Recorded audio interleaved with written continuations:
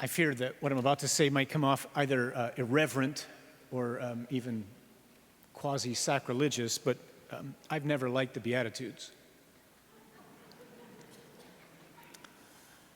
I've always had an incredibly hard time with this passage, maybe for 3 reasons. One, we hear it all the time. And so with anything that we hear all the time, at least for me, it's just so easy to kind of tune out and I get lost.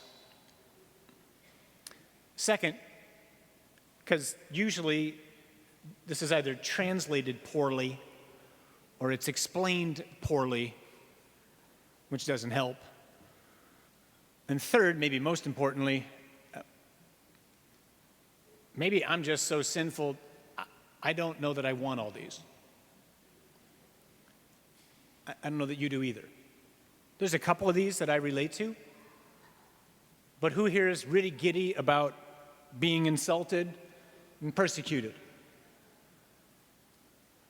The world in which we live certainly is not aspiring to be pure of heart. Mercy, for all the ways we talk about it, is not something that most people give quickly, especially to those who've hurt them, and those are the only people who are really supposed to be merciful to, so you can almost throw that one out. So you're left with a couple of things that maybe we relate to. So what is happening, like right now? What is Jesus saying to you and me right now? What is he trying to convey to us, and what is he trying to accomplish within us?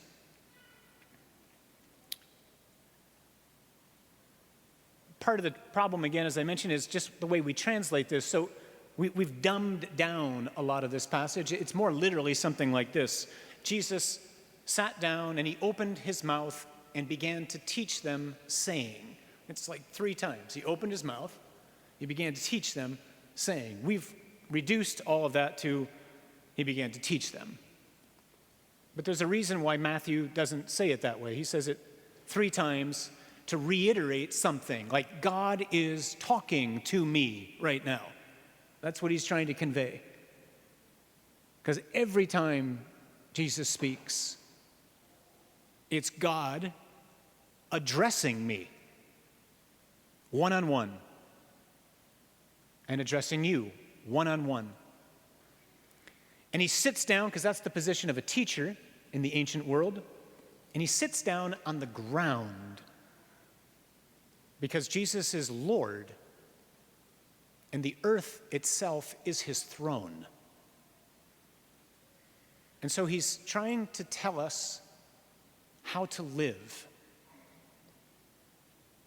Part of the problem is, again, what we make of this translation. What does it mean to be blessed? How am I supposed to relate to blessed are they who mourn? I'm mourning right now. I don't feel very blessed. Maybe some of you don't either.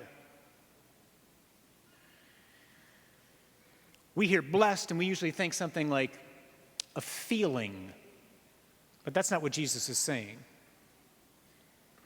He's saying those who have the possession of these particular things are in an objective state.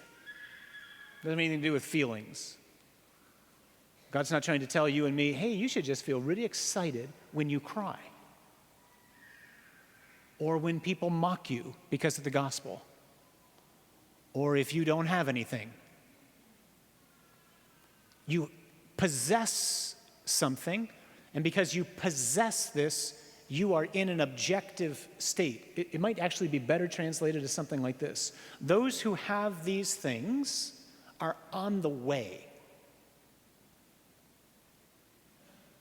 On the way where? On the way to conformity to Jesus. When I first began my conversion, which is still very much in process, as those of you who've been in the parish a long time certainly know, I got really excited when I finally identified with one of these. Like, I think I have that one. I don't have these other ones, but at least I got that one, so that's good. And I thought the Beatitudes were supposed to try to identify with one of them And then you just recognize, well, some of these things I'm never going to have. But at least I have this one. And then I realized, no, actually, I have to have them all. You have to have all of these. What the Beatitudes are an MRI of Jesus' heart. This is Jesus. This is him disclosing to us what he is like. And the only way for you and me to get into heaven, the only way, is to become like him. Which means, at least in my case, I have a lot of work to do. And so do you, probably. So at least for me, it helps to be realistic. It's not realistic to walk out of here and go, I'm going to have all these tomorrow. Because that won't happen. We become great, we become saints by cooperating with the grace that God gives us and being intentional and deliberate in working on concrete things that we don't yet have, and then acquiring habits, and then moving on to the next habit that we need to acquire. So given that, here's what I'd propose for most of us anyway to think about. Given what we're living in politically, culturally, and in the church right now. A friend of mine and I were talking the other day, and we were both sharing the simple thought that we, that is to say the body of Christ, we sound a lot like the world. Our discourse with one another sounds a lot like the world. We can't sound like the world. A Christian can't talk like the world. A Christian can't act like the world. The world has nothing to give to us. It has nothing that I want. The Lord has invaded my life and yours so that we would give something to the world, so that we would help it to encounter him, to become holy, to become truly human. And our discourse with each other oftentimes doesn't sound human, especially in social media, but not just there. And so the one beatitude that I would encourage many of us perhaps to start to work on is meek. Meek is the only word that Jesus ever uses to describe his interior life. In another passage in Matthew, Jesus says, "Come to me and learn from me. Let me teach you how to be truly human." And then he goes on to say, "For I am meek and humble of heart." Meek isn't typically a word that most of us get all excited about, especially if you're a man, perhaps. I say meek, and most of us have this image of kind of a wallflower, a pushover, a doormat. But Jesus was no wallflower, and he was no pushover, and he was certainly no doormat. Meek is best understood as strength under control. Some of you have heard this before, and perhaps on another occasion. It's actually a word that was often used for breaking a horse, for training a horse. So I buy a horse, I tell Adam, come on over to the house, check out the horse I bought. He walks over, he sees the horse, he goes, "Father, I think you got ripped off." I'm like, "Why?" He goes, "The horse is wild. You can't do anything with it. It's useless." I go, "Oh, you're right. How did I not notice that?" I invite him back to the house a week later. I go, "Adam, check out the horse. I meeked it." It's actually a verb. I meeked the horse. It's the same horse. It's got all its power. But now everything is harnessed. It doesn't kick. It doesn't buck. It doesn't bite. That's Jesus. Jesus is the pure power of God, the one through whom the entire universe was made.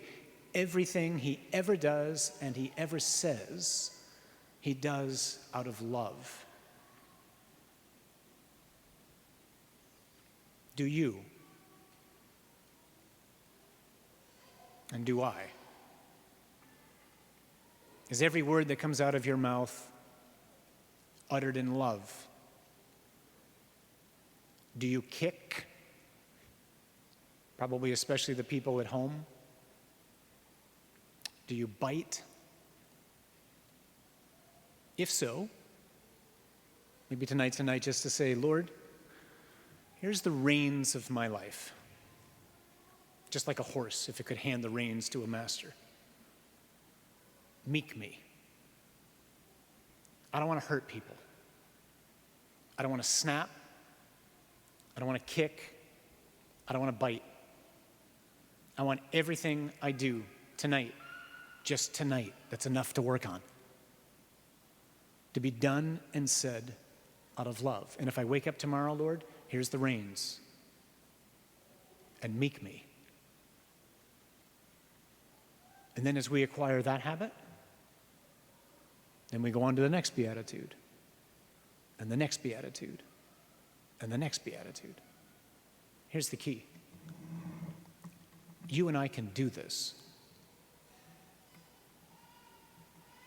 We can do this because the power of God is alive in me and alive in you. It won't happen by trying harder. It'll happen by saying, Lord, I invite you into my life in a new way. I can't do this on my own, but you can do this in me. So do it, Lord. Take control of my tongue, my thoughts, my actions. Let it all, always be under control.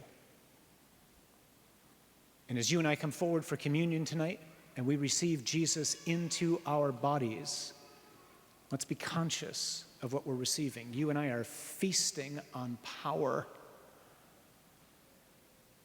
And he wants the result of that communion, that meal, to be that we become like the one that we consume. Please pray for me that that will happen in my life. And I will pray for you that it will happen tonight in yours.